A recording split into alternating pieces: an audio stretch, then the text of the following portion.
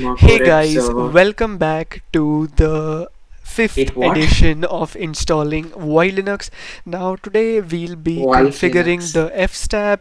Now configuring the fstab is really not that hard and it's pretty simple, and a lot of people tend to use gen fstab when they're coming from arc, but those people are objectively retarded. So the first thing that Retarded. we're going to be doing is we're going to be copying slash proc slash mounts to slash etc slash fstab. Then we're going to be editing slash etc slash fstab. I Now, guess one good thing about all this was as that you you can don't even see, we've feel got a time passing. bunch of file systems mounted here, and we've got a Counted. repeat. This can happen sometimes. In my case, it did. This might not happen to you. This might only be till some place like here, till here. That's okay. This is fine. So the first thing you want to do is This is fine. the first two This lines, is definitely the fine. slash dev slash sda. We want to keep these. Anything that starts with slash dev slash sda, we want to keep these. Or anything that starts with slash dev slash nvme, we want to keep those. And we're just going to delete the rest with D and capital G.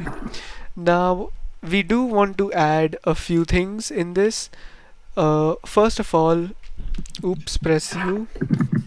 The first thing that we want to add is our swap partition. Now our swap partition is, it's very important, and without this it's not really going to mount the swap partition and it's just useless. Count.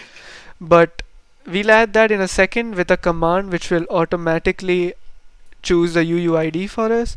We'll add that in a second, but for now let's just add our temp partition. So this mounts slash tmp in RAM. This makes the system a little bit faster, not too much. It's just, if you don't want to do this, you don't have to, but you can do it Don't. if you have more than 2 gigabytes of RAM.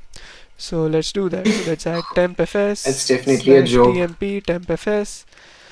Defaults, no swid, no suid, and I think the other one is no I dev. Yep, think. no dev. And then we're going to 00. So this is what you want to type out, um, and you should be English fine has with it. really evolved. Now what you're going to do is you just want to write and quit this file, because we'll be adding our swap partition through a smarter way. So the first thing you want to do is you want to type out blkid slash dev slash sda2, and for me the swap partition is slash dev slash sda2. That's why I'm typing it. Yours might be different. So as you If can those see, Crow magnets had known we've that got we would one day be UUID there. programming, they would have So evolved we backwards. just want the UUID from blkid. So we'll do dash o value. Now this by default will give us all of the values, but we don't want all of them. We just want UUID. So dash s UUID, and this should give us a UUID. And So then take an average. what you want to do is Multiply now by you want to 3. echo, Add 4. and you want to echo, cover this in brackets and And finish off with a pinch parenthesis, of salt. and now you want to type in swap, no, UUID equals to, I'm pretty sure, yep, UUID equals to this, and then you want to go to the end of the code, type in swap and swap again, and then there are a few parameters that you need to type to mount the swap partition properly. So you want it to be read write and these two things which I don't know what they mean. So you want to make it read write, no a time, and you want to discard, and you want to type 00, the same as the tempfs partition. He just types as fast as he Oops. talks. And you want to type, yep, there we go. You want to append this redirection into slash etc slash fstab. And now if we check slash etc slash fstab, this should have our swap right here, just like this, and this should work. So now that we've done that, now you can go ahead and you can type swap on slash dev slash sda2. It can get really long Now very the next fast. thing you want to do is you want to set up your boot manager and reconfigure the system. Now, setting up the boot manager is typically a pretty simple process. You use grub for it, but you know, grub is trash. So we will be using EFI boot manager instead. So we'll do the basic setup for EFI boot manager in this episode, and we'll finish it up in the next one.